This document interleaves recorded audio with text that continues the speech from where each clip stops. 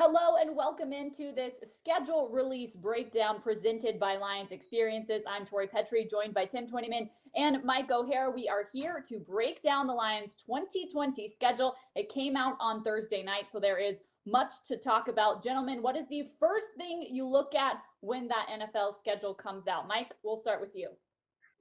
Well, I think I'm like everybody else. I want to know who the Detroit Lions are playing on Thanksgiving because I go back to the old rivalry with the Green Bay Packers in the 50s and 60s.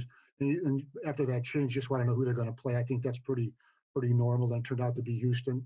Okay, that could be a nice game.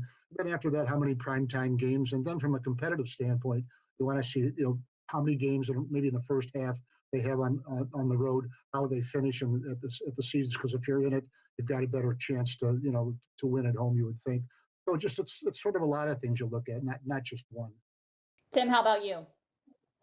Yeah, I agree with everything Mike said. And, I did maybe even just go a step farther and say, I always look at the first four, and it's especially interesting this year because the bye, like last year, falls on week 5. And so I think you're going to be able to tell a lot about this team in the first month of the year. They start the season with 2 division games against Chicago and Green Bay, and then they play 2 explosive offenses in Arizona and New Orleans. We obviously all know about some of the defensive struggles last year. And so, I think playing 2 division opponents in 2 games against really explosive offenses, I think you're going to know a lot about this Detroit Lions team, by early October, the first month into the season. Yeah, I think it is definitely interesting that you start with those divisional games. That's certainly a standout for me as well. We talk about, Thanksgiving, about how you open the season. You end the season against the Vikings this year, which is, a little bit of a change. You've been ending it against the Green Bay Packers for quite a few years in a row here. Now you end against the Vikings. But what games maybe coming to Ford Field do you look forward to the most? Well, for me, it's the finish. It really is, because if you're in it, you've got a chance. Now, I was thinking about this, and Tim, maybe you agree or disagree with this. I'm not sure. We don't know what's going to happen. We don't know what the situation is going to be with the COVID-19 virus. But I don't know if you have a home field advantage anymore. I think you have a home game advantage because we don't know what the atmosphere is going to be like in the stadium, but we do know you're going to be playing at home. And so I think when you look at the way it's set up, and I think this is right.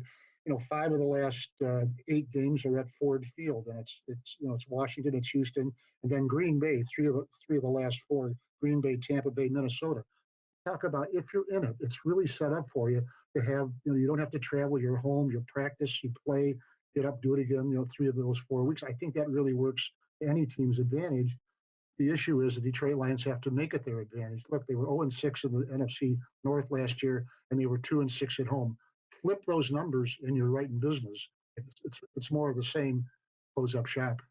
I think it stands out to me that Tom Brady and company is coming into Ford Field there at the very end of the season. Now, something to keep in mind with this whole schedule is that we don't know whether there will be fans at these games. We really don't know what the season will look like. This is the plan for the schedule. Of course, things could always change. I know the NFL is preparing for things to go on as usual, but if fans are able to be at Ford Field for this season, I think that game against the Tampa Bay Buccaneers, whether you're watching in person or watching on the broadcast, as it certainly will be broadcast, I think that's an interesting one for fans to keep an eye on.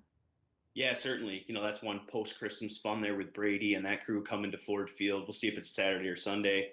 I thought Mike made a good point about the end of the year.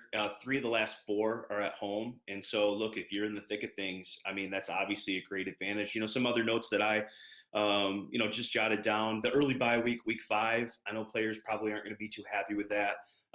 Like I mentioned before, similar thing last year. It was week 5. Players usually like to have that more in the middle of their season, kind of break up the season. I think you have it early like that. That's a long stretch of games from week 6 to week 17 where you're kind of grinding every week. Mike mentioned the national games. There's only one of them, none on prime time as it stands right now. But yeah, I think that's expected. When you're 3-12-1, you're just not going to get those opportunities. That's just kind of how it plays. I think only one potential cold weather game is interesting as well. Obviously, when you talk about dome teams and, obviously you want to be an indoor team with an outdoor mentality, but I think players look at that, and I think they've got Chicago December 6th. That's probably the only potential for cold weather there. So you're not going to get a late December Green Bay or late December Chicago. I think that plays to the Lions' advantage as well. And then just overall, it's a tough schedule when you look at last year's records for these opponents. It's the 5th hardest schedule in all the NFL. If you look at what the opponents did record-wise last year, they played 5 teams that went to the playoffs. That's 7 games total against playoff teams because you got Green Bay and Minnesota in there. And so, it's a difficult schedule, but I think some things, as we've talked about, kind of play out in the Lions' favor. And so we'll just kind of have to see how it goes. I was just going to mention one thing. We talk about the prime time games, and I'll go back to 20 years ago, 21 years ago. The St. Louis Rams, they were still in St. Louis. My God, what era are we talking about? But the 1999 season, they didn't play any primetime games at all. They had been one of the worst franchises in the league for the 1990s, and they went to the Super Bowl. Their first primetime game on national TV was the first game of the playoffs, and they won the Super Bowl. So, it's what you do on the field. It's not what you do in the makeup of the schedule to define your season. And the Detroit Lions and other teams in similar situations, guys, look at that schedule. There are 16 games like everybody else. Here's your chance. If you want to change it, you know what you do? You win, and they have their chance. So many storylines to follow. I know we are all a little bit sports starved right now, so being able to look ahead and have something to dream about with this schedule, even if we don't know exactly what it will look like yet in terms of the audience or the TV schedule, we'll see what ends up happening with that. But it is exciting to look forward to what will happen in the 2020 NFL season on the field.